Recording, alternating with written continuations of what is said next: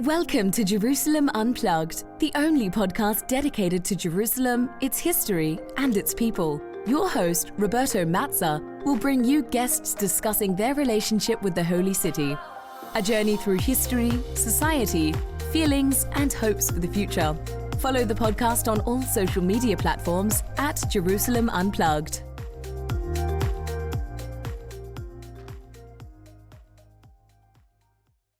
Welcome to Jerusalem Unplugged, the podcast dedicated to Jerusalem, its history, and its people. I'm your host, Roberto Mazza, and today it's with great pleasure that my guest is Dr. Steven Wagner. Steven is currently a senior lecturer in international security at Brunel University in London. And Steven is the author of a number of publications, and I want to mention here a couple of them. Certainly the book that was published in 2019, Statecraft by Stealth, Secret Intelligence and British Rule in Palestine, and also a recent article published in 2020, Unearthed, the Wartime Archive of Amin al-Husseini. And most of his publications are very much related to intelligence. So today, we're going to look into the word of intelligence, and if I can say the word spying, during the British Mandate period, with a focus on Palestine and obviously also with a few details about Jerusalem. But first thing first, Steven, welcome. Thank you. To paraphrase the Australian Signals Directorate, that's their listening agency. I'm a long-time listener, first-time caller. Thank you so much. And I guess this was a tweet that was published today, right? Yeah. Well, I retweeted it today. I was thinking about it for the podcast. Yeah, that was their first tweet. I thought it was very funny at the time. Absolutely. So, Steven, first question, how did you get to work on intelligence and more importantly, on intelligence in Palestine during the British period? So when I was an undergraduate student in Calgary, it's my hometown, I was in a full year course on the history of intelligence and the state. And this was led by Professor John Ferris, who was later my MA advisor and remains a mentor and friend today. And as I was always interested in Israel and the conflict in Palestine. And I was writing a paper for him about the Jewish armed resistance against British rule in the 1940s. At the very same time, the UK National Archives began to declassify their security service files about that very topic. And so John knew I needed to do an honors dissertation, and he said, why don't you, if you afford it, go there, collect the material, do it on this. So that kind of snowballed into this career and the publications you mentioned in the book and so on. So that's the short version of it. So no interest in discovering some 007 in Palestine, right? Yeah, I found a few of them, but yeah, I mean, it's because I always thought, so the paper and that creeps me out reading it as, a third year undergraduate paper I wrote, but you could see the kind of ideas already building there. Like I conceived of the Jewish Agency for Palestine as a kind of, having, because learning all the intelligence concepts in his course, I realized actually they're doing so much of that and more, and it's all integrated in this kind of prototypical state. And I wanted to learn more about kind of how they organized kind of secret resistance activity against the British. So this I turned my honors thesis into an article, which was published in 2008 in Intelligence and National Security. And I think that remains the only undergraduate paper they've published. So I hold that title. I hope I still hold that title. But it argued basically that the British security service files show that they have no idea what they're dealing with, that it takes them months and months to realize that Haganah has started to work with the terrorists, that the Haganah, the main Jewish militia, has started to work with the two terrorist groups, the Irgun and Lehi. The two, one was led by Begin, the other Yitzhak Shamir, both future prime ministers, of course. Now, this is a perfect opening because obviously here it shows how many interesting stories can be told about intelligence in Palestine. So let me take a step back. The British arrives in Jerusalem in 1917, and essentially they take over with the creation of a mandate system. And we know that there was some sort of a, let's say, called Ottoman intelligence service called Teşkilat-i Mahsusa, which was very much a secret police that also was tasked with the idea of gathering information and intelligence on behalf of the Ottomans. Is there any legacy left? How did the British develop their intelligence service? And also, can you give us a sense of what intelligence is at this point in time for the British? Right. We'll take one thing at a time. Intelligence as a profession in the British Empire does not meet the kind of professional standards we expect from today, right? There's no like analytic boards and, you know, people using rigorous social scientific methods to like, and rating, you know, their confidence in an analysis. It's usually just a guy, and usually a man, although there are exceptions, providing their kind of best take on a problem. And sometimes they have a good understanding of what's happening, sometimes they don't. The British absorbed not very much from the Ottoman Special Organization. It was very competent. It obviously and famously broke up the Neely spy ring in Zichron Yaakov. That was a Zionist spy network set up by the Aronson family that was sending information on Ottoman positions and economic situation and so on to the British.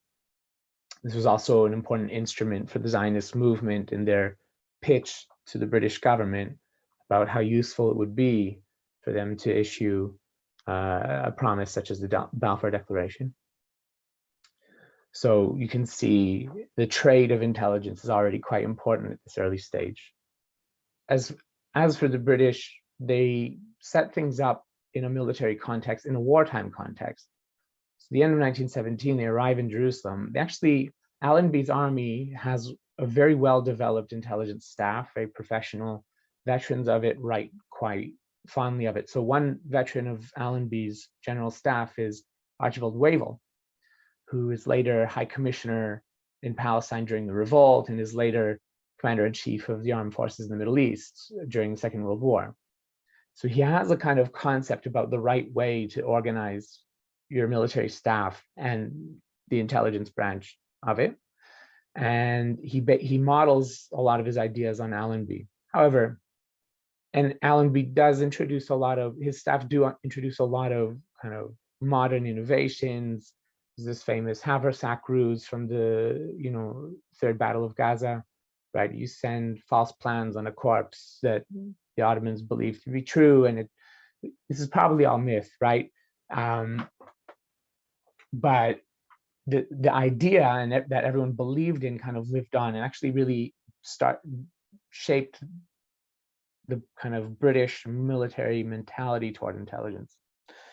The other thing they're very good at this period is relying on the local people. So as the front moves up, they recruit whoever they can to fulfill these kinds of functions as informants, as pathfinders, as interrogators and translators. So a lot of the stars of my book actually begin their intelligence career doing this, including Amin al-Husseini, by the way. He was working in translation for the British from 1918 onward, and including Joseph Davidescu, who was part of the Neely spy ring originally, and later kind of worked for all sides. He was a British Security Service officer until his assassination in 1945. I was wondering, since you talked about, the arrival of the British and the establishment of this intelligence service, what is that they were looking for? I mean, you already mentioned obviously activities of the Zionists and I'm sure of the Arab nationalists, but is there any specific kind of item that they are looking for, kind of information that they're interested in gathering? And what was the purpose of that? So until the armistice of Mudros, the military intelligence is interested in winning the war. That's it. Which means they are recruiting people to help, guide the army. They're recruiting people who can help process prisoners of war and, as translators and, to help translate records that they're capturing and so on. Kind of very basic functions, mapping, etc. The moment the war is over, so to speak, the moment the war is over, they are dealing with a completely different set of problems. However, all the same personnel are there. So suddenly they have to deal with the next steps. What's our policy on government? How do we divide the region with the French? Which of our many agreements are we using as a basis for this? So one of their first moves actually is to negotiate the British retreat southward as the French troops are able to start pouring into Syria. They contribute very little to the conquest of Syria, of course. Like that said, the British contribute very little to the conquest of Constantinople. The French do, so there's kind of horse trading, I suppose. And this is all the general staffs handling these negotiations. The other thing they're looking at is security. The staff intelligence have a job to kind of survey the population and understand actually what are the threats to us as the occupying power. And so they start to collect information about political organization. Because the moment the war is over, actually free speech prevails and newspapers go back into business, and the kind of formerly secret societies and clubs that nationalists had organized themselves under were now operating out in the open under the reasonable expectation that this war and the armistice would lead to independence and self-government for Arabic-speaking peoples. So general staffs are deeply involved in what's happening in Paris. They know that this outcome is not going to be fulfilled. This is one of their first problems, is managing the peace conference on the one hand, local security concerns, the nascent Jewish-Arab conflict, and so on. I was curious about the structure. Obviously, with the establishment of the mandate, the British are essentially governing Palestine. And I'm curious about how did they sort of establish their intelligence service? Did they use, I don't know, Jerusalem as a base, or was it Haifa? Who are the master spies? Who are the, do we have offices that are essentially dealing with intelligence coming in? And also, looking at sort of the branches of it, how did they operate on the local grounds? Who are the contacts essentially? Again, these things change once the war is over. When the war is on, the intelligence service is basically attached to the general staff. It's a department of the general staff, or branch as it's known. When the war is over, under military government, it more or less functions the same way, but they're recruiting more local people and collaborating more with local helpers. So one thing they do, they recruit people they trust into the signals intelligence service. In 1919 was founded as the Government Code and Cipher School, and today is known as GCHQ. They're the ones who, are tapping, telegraph cables and that kind of thing. And today, manage like cyber warfare in this kind of field. At the time, their main function is cryptanalysis, code breaking, and cryptography, code making, right? And they're an excellent source for the Foreign Office. They get right to work, and they set up a base. Originally, it's in Constantinople. When the British leave by 1922-23, it's relocated to Trifin, what's today the IDF base in Trifin. At the time was known as Sarafand. And this is a very important listening station for the British, and probably one of the most neglected because the sources haven't been great until relatively recently. There is a big push in the London-based security service, MI5, and secret intelligence service, MI6, to set up an imperial intelligence service permanently once the war ends. Turns out there's no money for that sort of thing and no political will to make it work. So what happens in Palestine is during the period of military government, all the kind of experts, and I say that in air quotes that you can see, of course, the listeners may not see, that the experts working in the general staff intelligence start taking on kind of secretariat roles, district governorships, that sort of thing. When the switch to civilian rule begins in 1920 under Herbert Samuel, the same people continue doing the same jobs. They just take off their uniforms and wear a suit to work instead. So during the British Mandate, I suppose, as you mentioned in the opening, obviously the British were interested in gathering information about various movements. And here I want to start talking about essentially, what were they looking for instance, dealing with the emerging Arab nationalism? Mm-hmm. What were their fears, and how did they sort of deal with Arab nationalists? Were also able to plant informants? Did they have a source of internal information? If you can give us a sense of how British intelligence operated towards Arab nationalism. And obviously later we're going to see how they operated towards the Zionists. Right. So some British officers actually have good sources of their own and good access. The British problem is money. Their budgets are tiny. So if you're Ronald Storrs, another, district governor, right? Actually, you have decent relationships quite quickly that you can use to get a sense of what's happening in the Palestine Arab Congress, in the Arab Club, in the Literary Society, etc. However, this is a kind of an exception. Most cases, the general staff intelligence officers who now are wearing civilian clothes are quite dependent on their Zionist partners.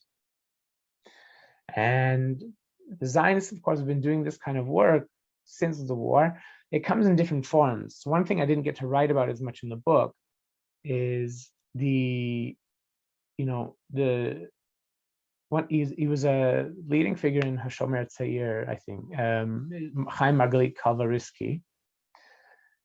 He was not doing exactly spycraft, but was famous, I suppose, at the time because during the war, when finance from France was cut off, he still managed to raise funds for land acquisitions during the war and had a good grip on, who are our neighbors, these kinds of questions.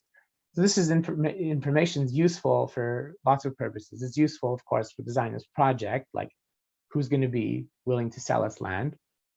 It's useful, of course, to the British because the same data actually apply to their questions, like, who's going to organize a revolution or who's going to cooperate. That's kind of one stream of this field. The other one are the remnants of the Neely network that I mentioned before. So although Aaron Aronson dies during the Paris Peace Conference, I think, in a plane crash, his brother Alex takes things over, and he works quite closely with the general staff, builds his own networks, etc. The Zionist Commission in Palestine has a very large budget, and they're able to pay for whatever information they want. This is a kind of double-edged sword. It's great to have people lining up to give you information. On the other hand, you have no way of checking if this is reliable.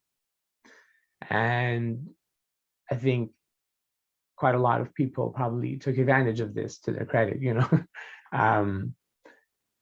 So I think you have a situation where between the two sides, the British and the Zionists, actually, in terms of like bureaucratic organization, the Zionists are quite more advanced at this early stage. So they're able to pay for sources. One of the things that happens is they also get reliable sources of their own. So one of the earliest examples is there is an Italian naval commander, a Jew named Angelo Levi Bianchini, who is attached to, at first he's an attaché to Allenby's staff, and then he joins Weizmann's Zionist Commission. And he ends up producing really good indicator and warning type intelligence for both Zionists and the British. So when there are plans to stage a kind of revolt in Jerusalem in 1919 during Nabi Musa, which takes place during Passover, Easter, and is a kind of, you've discussed on this show, an important Palestinian national holiday.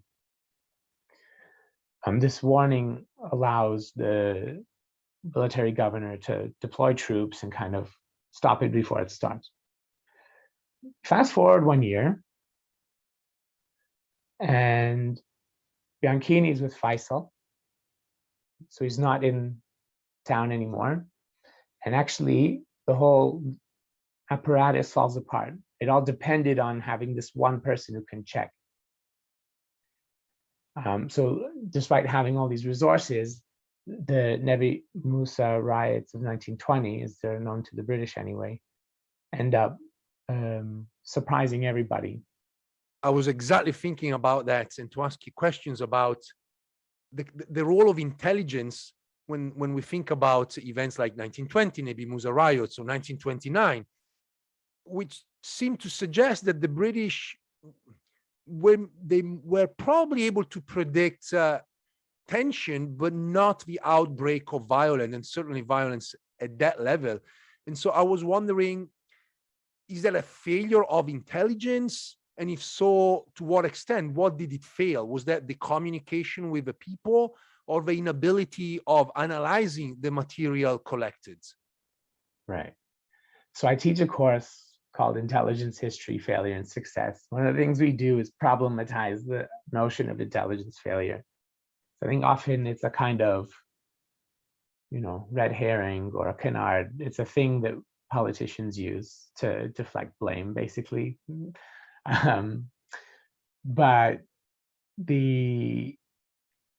if there's a failure, there has to be a kind of reasonable expectation of professional standards, right?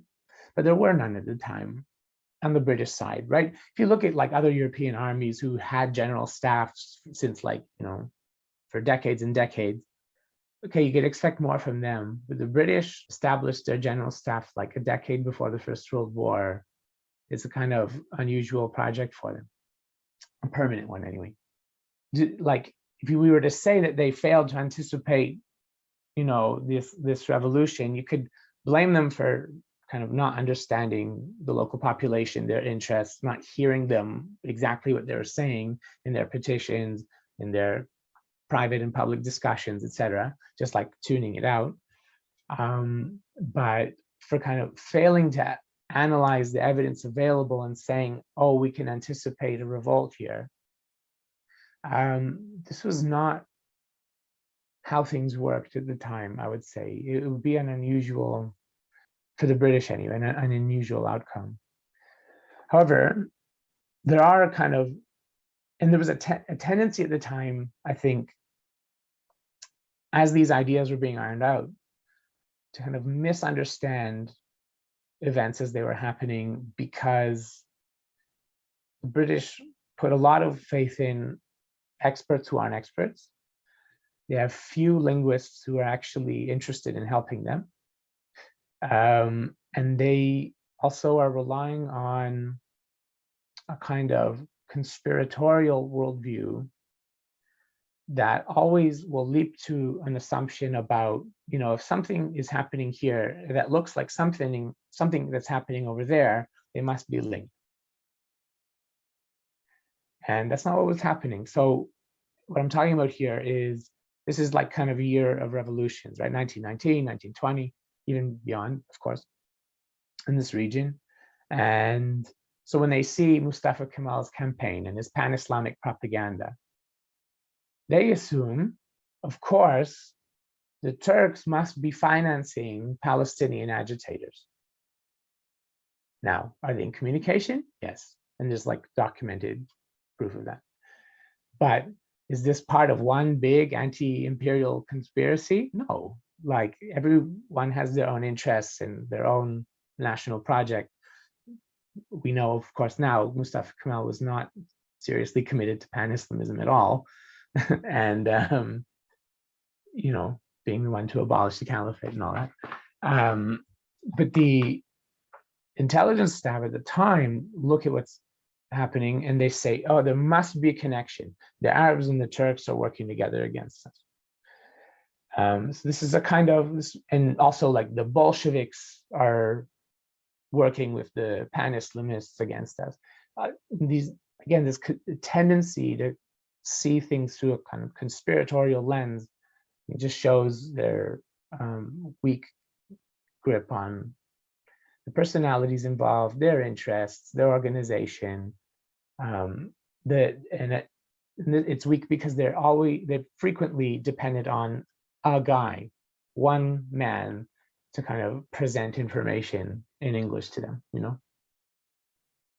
Talking about conspiracies, I wonder how also they related to the Jews, not just as Zionists, but the fact that they're Jewish and therefore obviously, you know, anti-Semitism widespread back then, and also these theories about, you know, some sort of a world order and, you know, the Jews controlling the financial markets, and it's also sort of the market of information. How did the British sort of negotiate these stereotypes with the reality that now they are dealing with them?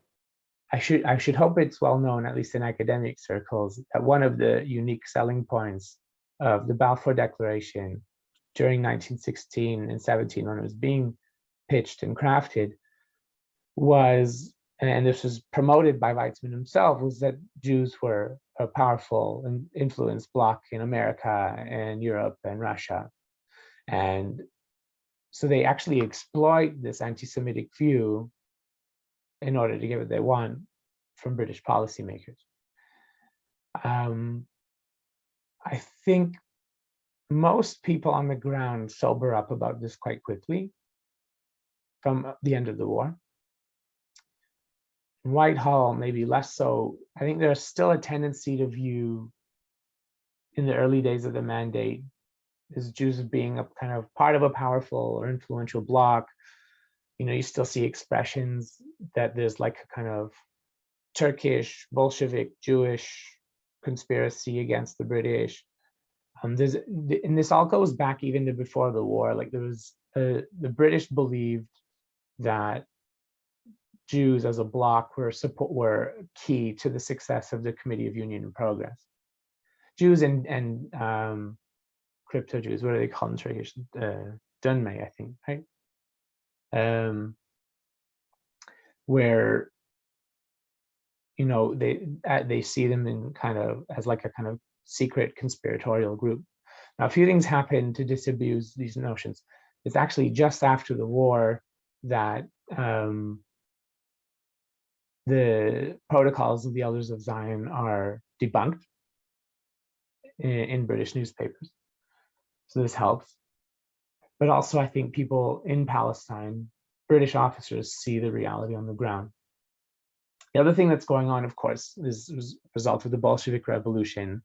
You have this huge fracture in British politics about Jews after the war.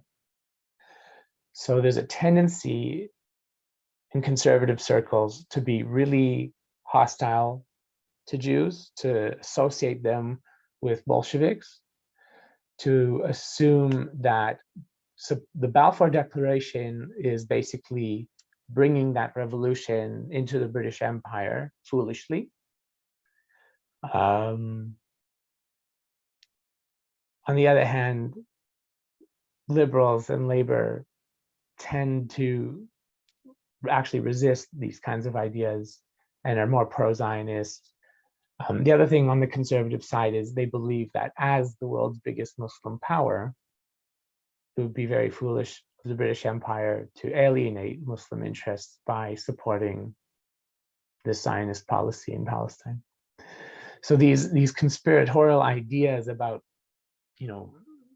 these populations spread around the world definitely afflict the kind of analytic abilities of intelligence officers, for sure.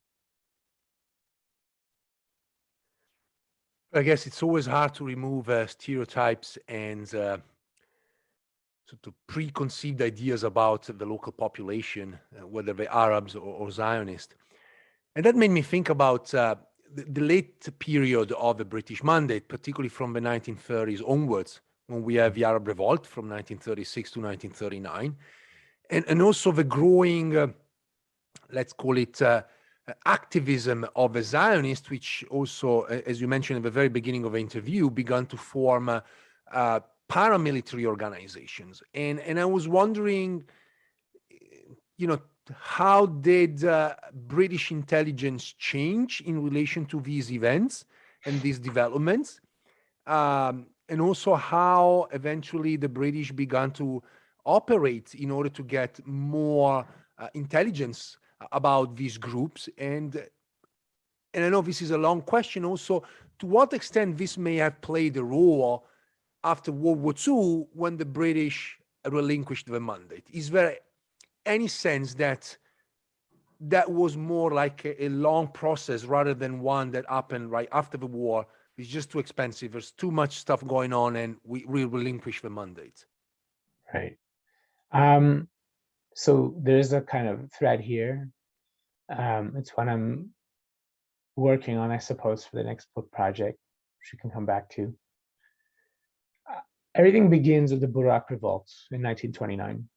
This is, depends who you ask, either a premeditated plan to shock British policy with popular uprising, or a spontaneous revolution from below that kind of surprised everyone involved. And this is actually something, when I'm teaching, we simulate this as a kind of a matrix game, which is a lot of fun and it's interesting. So I use it to kind of test kind of some of the history skills and intelligence skills of our MA students. But for me as an historian, it's very interesting to like simulate the what if, Is it possible for the British to stop the riots before they start? No, it turns out. Is it possible with different leadership in the Supreme Muslim Council that it wouldn't happen? The answer is no. I mean, in our simulations, for what they're worth, But anyway, these violent outbursts are the first big ones for nearly a decade. And both the Zionists and the British look at their own systems and say, we have to invest more in this. So what emerges on the Zionist side is the beginning of a process to establish a permanent security intelligence bureaucracy that exists to serve the political side, not just the militias. And the Haganah develops its own intelligence capability in parallel.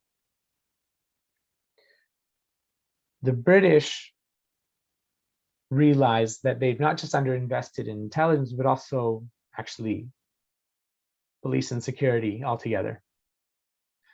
So they pour a lot of money into bringing more British police in, to growing the number of Palestinian and Jewish police in the force. What emerges are kind of two parallel intelligence systems. One is organized around the police and its criminal investigation department, or CID, like the British secret police. And the other revolves around the military. Now, the Air Force is still in charge of security until the revolt breaks out in 36. And so it's organized by the air staff. They're doing more or less the same work. I have nearly the entire run of their reports and the CIDs from 1931-ish to 1938-ish, and more or less, like until the outbreak of the revolt, they're covering the same topics in the same order, but just with a different perspective. The CID is involved with, is a civilian arm of government, right? There's a project to make the mandate work, especially after Britain rescinds the White Paper, which would have limited Jewish immigration, started to give concessions to Palestinians, start a process of handing legislative control over these issues to the local population on a democratic basis, etc.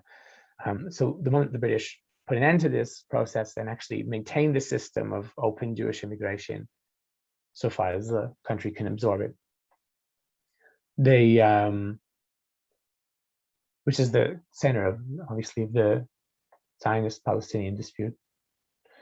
The British used this moment to, first of all, the CID look at ways to support government policy and liberalize the country, make democracy more possible in the future should this policy ever change again. So the High Commissioners look at what had happened after the Barak Revolt, and they say, well, if we can't give them what they want, we can start giving them the kind of government that they would want without the democracy. So to us, it sounds pathetic, of course. It's not anything you or I think, would actually want to live with. From the British point of view at the time, this is the best they can get away with. They feel completely bound by the Zionist policy, and especially since the latest attempt to change it falls apart.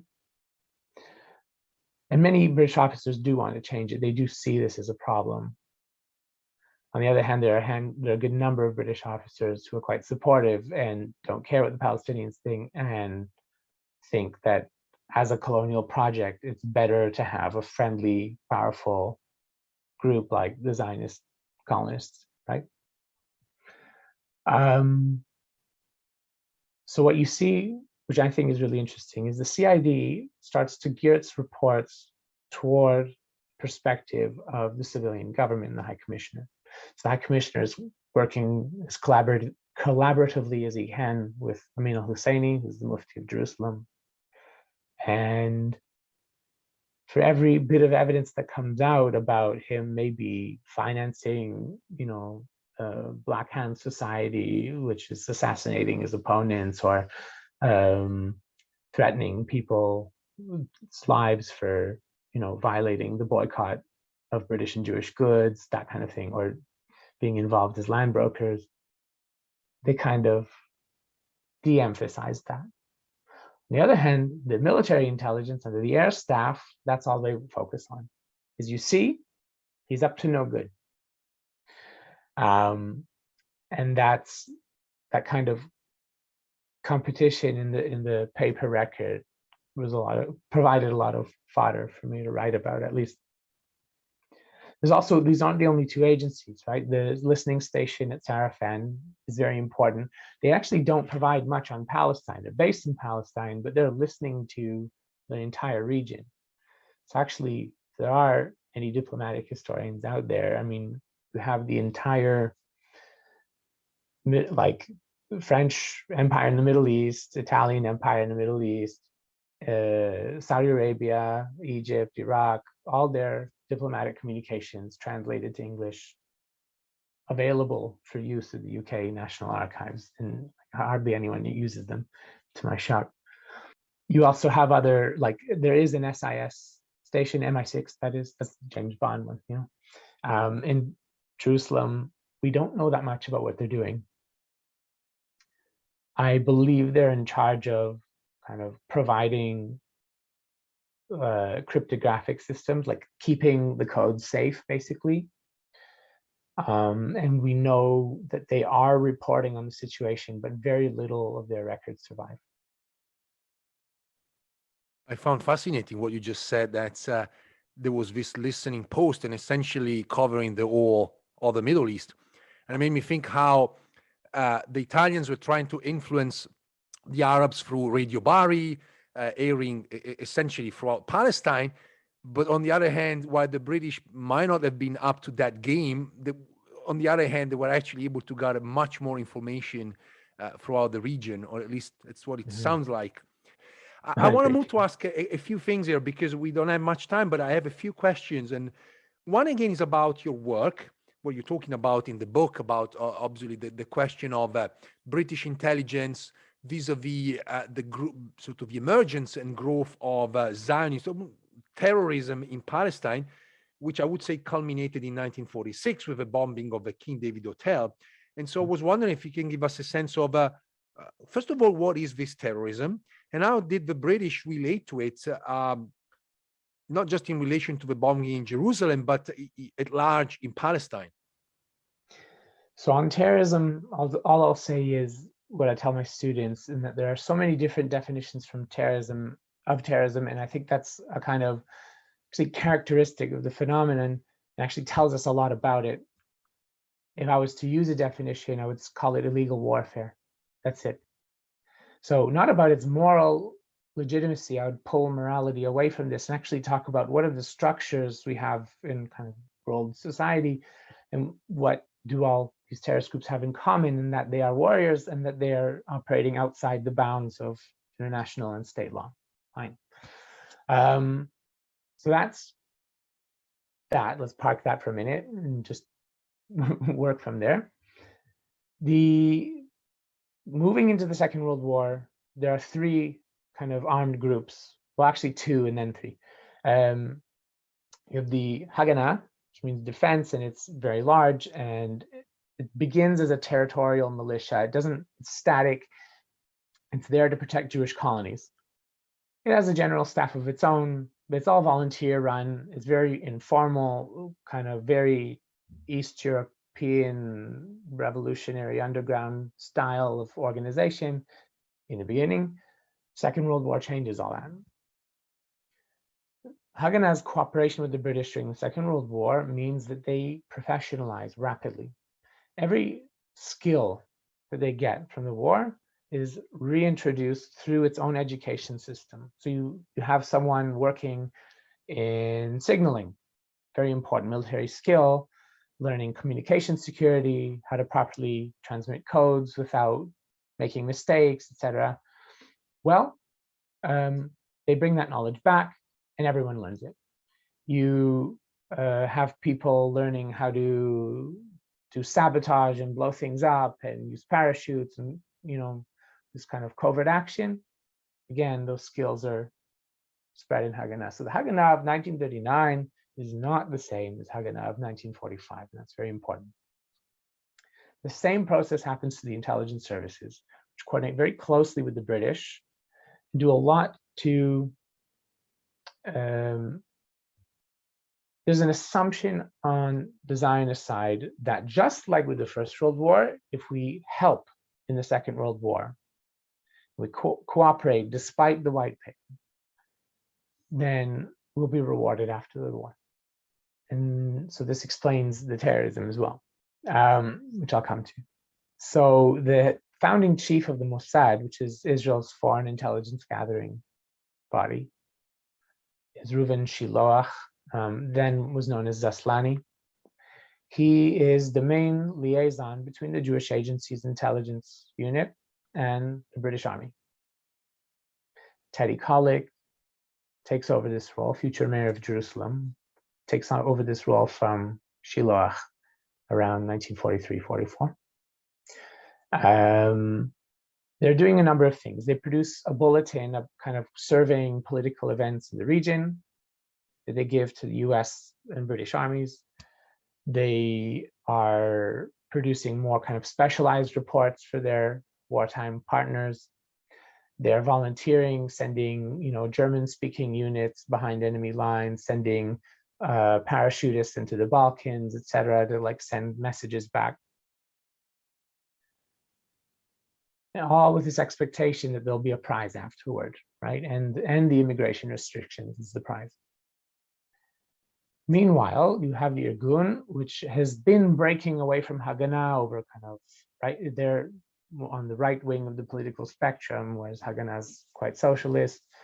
They also don't believe in Haganah's defensive policy toward Palestinians. So during the revolt, Irgun start engaging in reprisal attacks. They use their arms that they have to attack Palestinian civilians after Jews are attacked. This alienates the British, but it's not something they focus on seriously.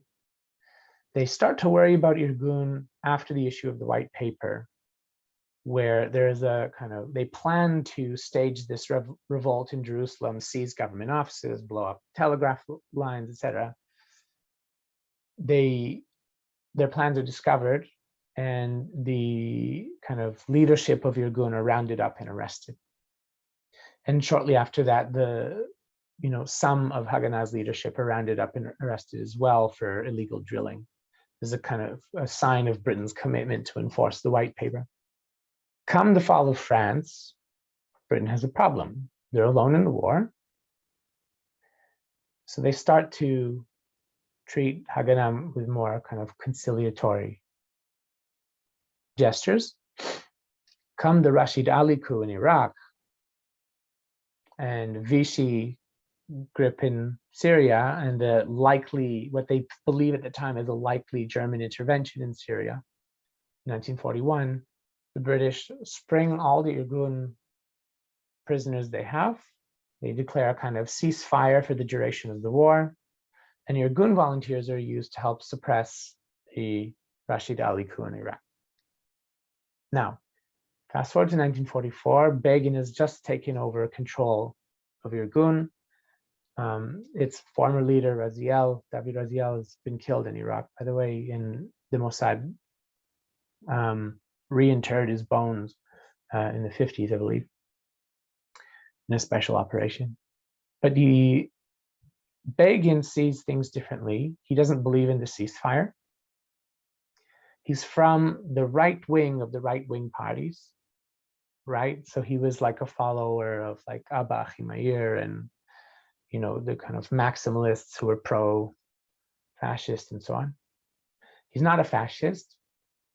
He doesn't share their ideology, but he shares their belief that actually immediate action is more important, and that starting revolt against the British now in early 1944 makes sense, because even though the war's still on, getting them to change their policy and rescue more Jews is the goal. That's his idea. So he begins a bombing campaign in Palestine against British institutions, symbols, that kind of thing. The third terrorist group is Lehi, the Freedom Fighters for Israel, or also known as the Stern Gang. This group did believe in fascism. They wrote letters to Mussolini and Hitler after the Irgun ceasefire, which they did not believe in. They resisted. So they took what arms they had and separated. Now we're dealing with a small population, probably never more than about 300 in Lehi. Nonetheless, this overture to Britain's enemies, it's not a good look. By the way, the Stern Gang is the last terrorist organization to call themselves terrorists, for what it's worth. They are, just to give you a sense of how, agnostic I am toward this word, and how important it is to separate the morality from it, right? It really shows you a lot that people used to call themselves that on purpose and had their reasons for doing so. Stern Gang took to murdering individuals. So one of the more famous attacks was in revenge for the assassination of Abraham Stern, the founder, Yair, he was known as later known. He was shot while trying to escape by the British police. And this is a euphemism that British colonial police use all over the world, of course. So the Stern Gang identifies a member of the CID who is good at Hebrew, not good, he's fluent in Hebrew, even though he's a Brit and he's, has no ties to the country. He's actually is dating Shoshana Borochov, the daughter of Dov Ber Borochov, His name is Thomas Wilkin, and he was shot while leaving. Was he leaving headquarters? Or was he leaving King David Hotel? One or the other, by the Stern gang. So this is the kind of thing they did. They also assassinated Joseph Davidescu, who was a Jewish officer of the British Security Service in Haifa, for passing information, which led to the arrest of Lord Moyne's assassins. So terrorism becomes a huge problem for the British in 1944, especially after the British minister in the Middle East, Moyne, is assassinated.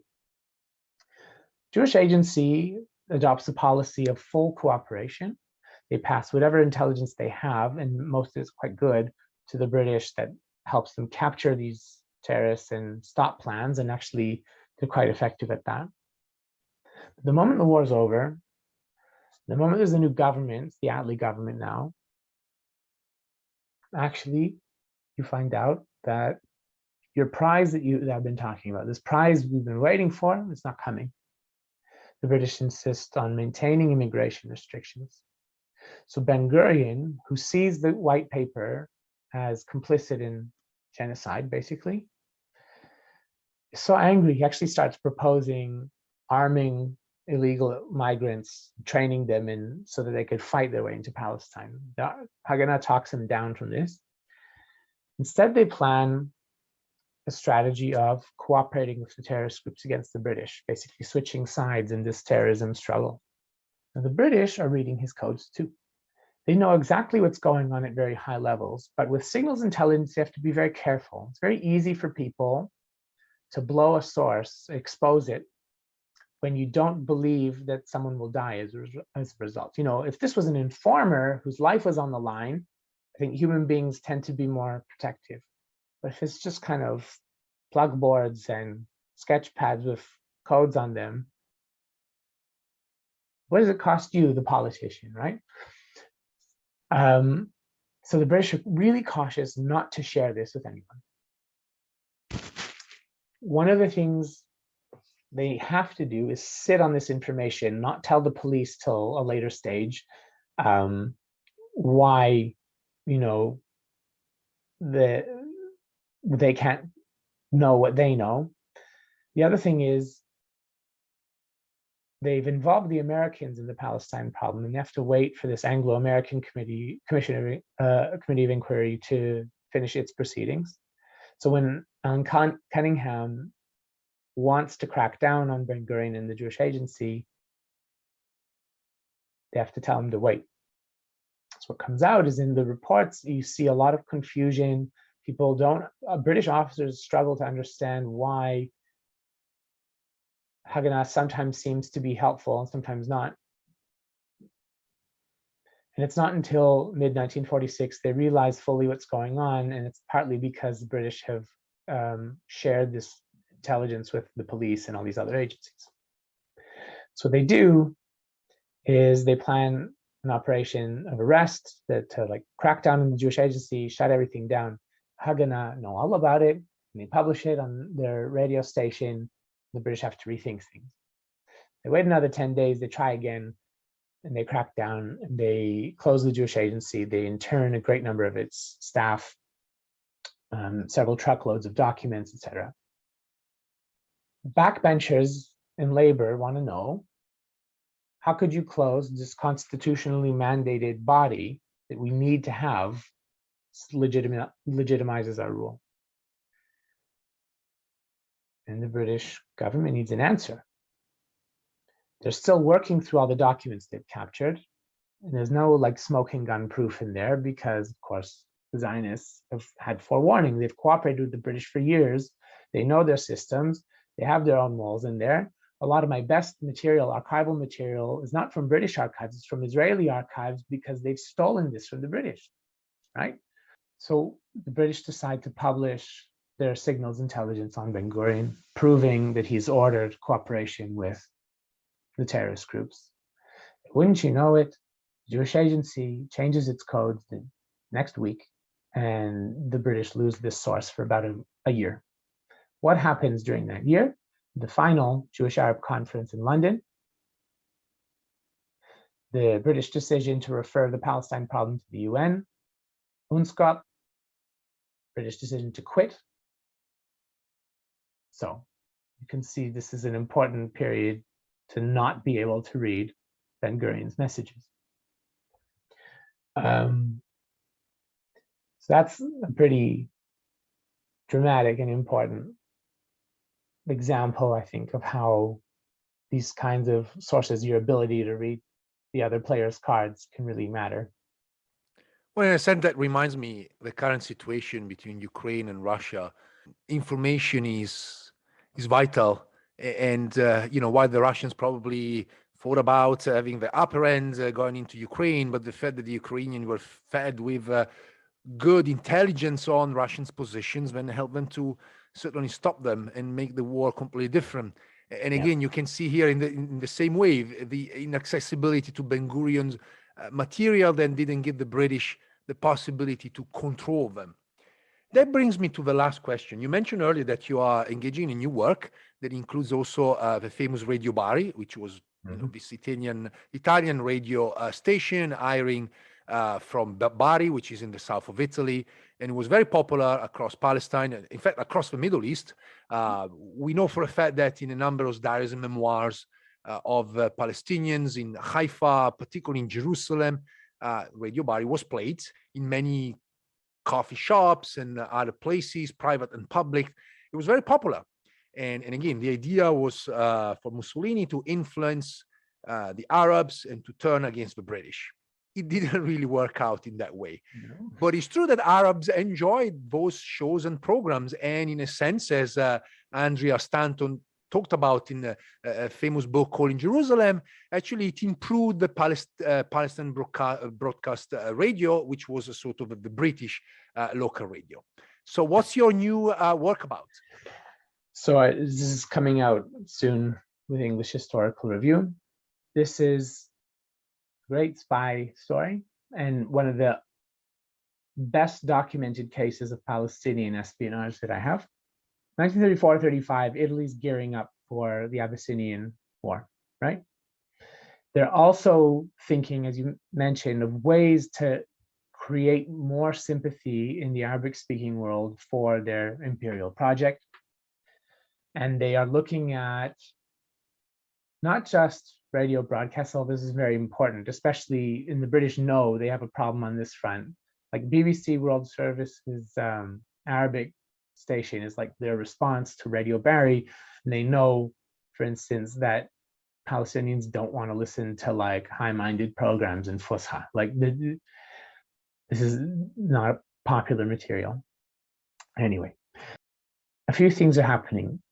The British Signals Intelligence Organization, GCNCS, today known as GCHQ, learns in 1934 that the Italian consul in Jerusalem, D'Angelis, if I'm not mistaken, is been given instruction and funds to start buying off newspaper editors and getting them to write pro-Italian propaganda, basically. And I also, propaganda is like with me for, like terrorism is a word I try and take out the kind of emotional weight and meaning from it. Let's just, I think of it as the same way as marketing or sales or like, so I'm going to use the word that doesn't mean I think it means, but it doesn't mean it's nonsense. It just means that there's a kind of political intent to persuade. That's it. Again, the British can't do much about this. It's a very good source, but if you act on it, you lose the source. It's better to keep the source, monitor the situation. So the intelligence officers are thinking, okay, how can we expose this? Fast forward to the new year, 1934-35, the ProHusseini Paper of Jamia al-Arabiya begins to publish Shakib Arslan's writings. Shakib Arslan is a very famous pan-Islamist. She's based in Switzerland at this time. And he has started to be quite cozy with Mussolini, actually, and is accepting his money. He doesn't like this to be well known. A man of his stature taking bribes didn't look good. He was quite embarrassed of this. He wasn't poor, but he wasn't liquid. So cash was quite helpful.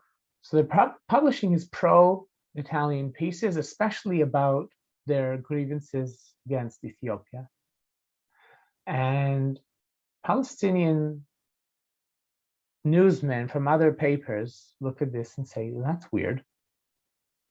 Here's the guy who championed the Arab cause against Italy for decades, basically, since 1911. Suddenly, he's on their side? This doesn't make any sense. The British noticed this too. The Zionists noticed this too.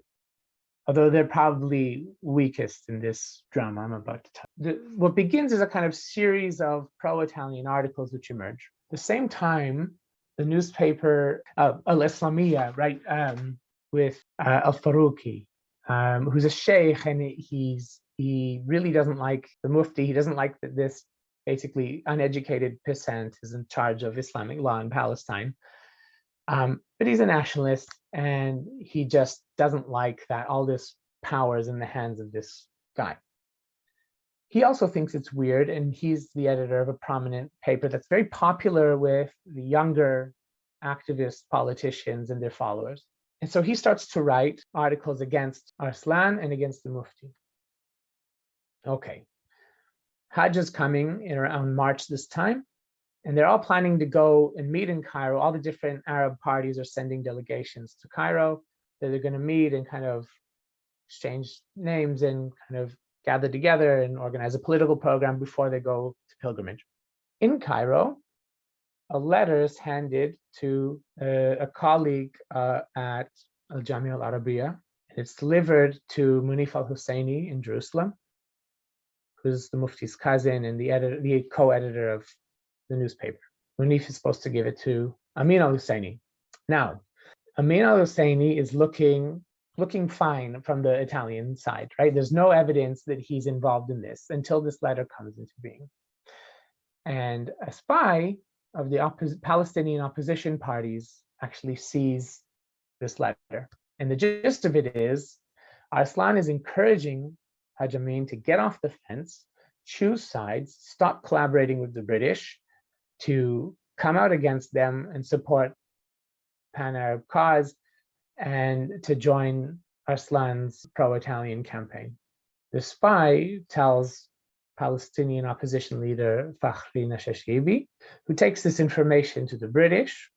Fakhri also organizes someone to forge Arslan's handwriting. They publish this forgery in the newspaper, and a press war ensues.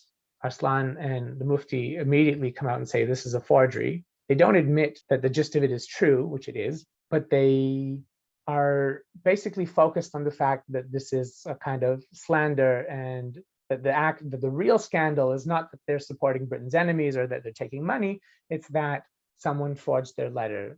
So what happened? I figured it out. And the article basically proves that, yes, it's a forgery. And this is something that a lot of authors have mentioned in passing, but basically they either say, agree with Husseini and Arslan and say it's a forgery and it's nonsense, or they say, yeah, it's a forgery, but it's the gist of it is true, or some other kind of more agnostic position. So I proved that just through a simple handwriting analysis that it's 100% a forgery, a bad one, and also you don't have to read Arabic to see. The other thing that I think is really interesting about this case is I was able to show how it came into being. So who's our spy? Working at Jamia Al Arabiya is a journalist named Abdulkader Rashid. He's from the Muhtasib family in Hebron. He lives in Jerusalem. He's married to a Jewish woman, also from Hebron. Her name is Mazal. I suspect that after the Burak revolt, Jewish agency and their intelligence services were able to get to him, noting the vulnerability of being married to a Jewish woman from Hebron, of working for people whose propaganda inspired the murder probably of her relatives and friends and neighbors and so on. Rashid actually gives testimony at the Shah Commission plays along. He says, he shows that art that was published in his newspaper proves that the Jews intended to take over the Temple Mount. It's nonsense, but like, he plays along. However, his name comes up again and again from 1930-31 onwards in Jewish agency intelligence reports under different code names and stuff. They're suspicious of him from time to time, but he's actually one of their best sources, because not only does he work for the newspaper, he works in the SMC, in the Supreme Muslim Council, and from time to time, he's doing work for Jamal al-Husseini in the Arab Congress. What else do you need, right? So what I think happened is Rashid sees the letter, is the one who is able to report on the gist of it to Palestinian opposition leaders, and the kind of case snowballed from there. The British, by the way, encouraged Fakhri to publish the forgery because, as I mentioned at the beginning, they're looking for a way to expose Italian propaganda. They can't use their good sources. So what happens as a result? The whole case explodes in the papers, leads to a lot of increased tension between Husseini and these opposition journalists. He tries to attack all of them the next year. And I think it's not because of their position on the revolt or the boycott. I'm quite convinced it's because of this case of slander, as he saw it. And actually Arslan's Arslan's letters to Husseini, which are found in Husseini's wartime archive, discuss this case. They talk about it in 1944, so many years later, like 9 years later. And Arslan basically thanks him for murdering men and journalists who had been slandering him and people who'd been against the movement. Says these are your mujahideen who did it, and God thanks you, and so on and so on. It's quite a heavy case, but actually at the time in 1935, it does two things. One, it paradoxically strengthens Husseini's position in Palestinian politics, because it turns out most Palestinians don't give a shit about where he stands on Italy. They see this as evidence that he's standing up for them. And boy, does that firm up his popularity. And timing couldn't be better for him, because the cement incident, which kicks off the path to the Palestinian revolt, is about to happen, right? On the Italian propaganda side, again, things backfire. British thought that by exposing this, they might put a stop to it. What ends up happening is the Italians look at their situation in Palestine. They've already begun their campaign in Ethiopia. What do they have to lose but to try harder? And actually, they send more money to the Italian consul, and he actually successfully ends up recruiting several newspapers to publish pro-Italian pieces. Not that it mattered, and this all comes to an end, with the Anglo-Italian agreement a few years later. But it's a kind of really good illustration of what happens when you kind of authorize these kind of covert action without really thinking the big picture and strategy, and again, understanding your audience and what their interests and intentions are. This was Dr. Steven Wagner, Senior Lecturer in International Security at Brunel University in London. Steven, thank you so much. Thank you. Happy to be here. Thanks for listening. If you enjoyed this episode and you'd like to support the podcast, please share it with others on social media or leave a rating and review. To catch all the latest, follow us on Instagram, Twitter, and Facebook @Jerusalem Unplugged. Thanks, and I'll see you next time.